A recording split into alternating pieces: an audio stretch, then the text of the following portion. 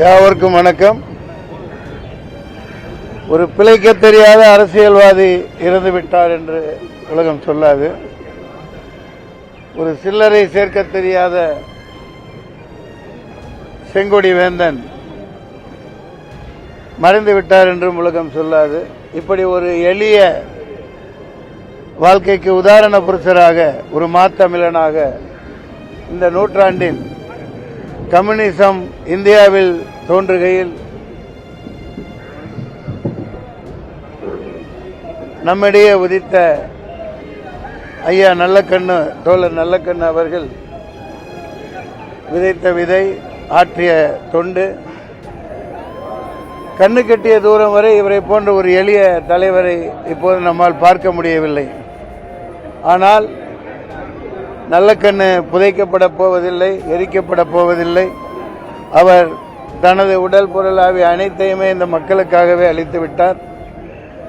உதாரண புருஷராக 1 அல்ல, 100 அல்ல, 1000 அல்ல, பல்லாயிரக்கணக்கான நல்லக்கண்ணுக்கள் விடலை பருவத்தில் இப்போது இருக்கிறார்கள். மாணவிகளாக, மாணவர்களாக.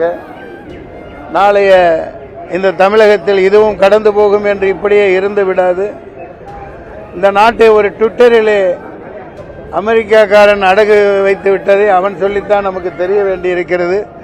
அப்படி கீழ்த்தரமான, மோசமான, அசிங்கமான ஒரு ஜனநாயகம் என்ற பிணநாயகத்திலே இப்போது வாழ்ந்து கொண்டிருக்கிறோம். இந்த நிலை தொடராது. இந்த நல்லக்கண்ணின் ஆன்மா மன்னிக்காது. ஆயிரக்கணக்கான இளைஞர்களை உருவாக்கும். நாளைய இந்த தமிழகத்தில் புரட்சி நிச்சயமாக வெடிக்கும். உண்மையான ஜனநாயகம் மலரும்.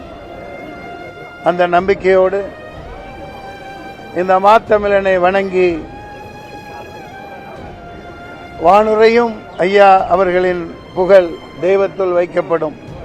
வையத்துள் வாழ்வாங்கு வாழ்ந்த நீவீர் நல்லக்கண்ணு ஐயா அவர்களே, வானுரையும் வையத்துள் வைக்கப்படுவீர்கள், வானுரையும் வையத்துள் வைக்கப்படுவீர்கள் என்று கட்டியம் கூறி விடைபெறுகிறேன்.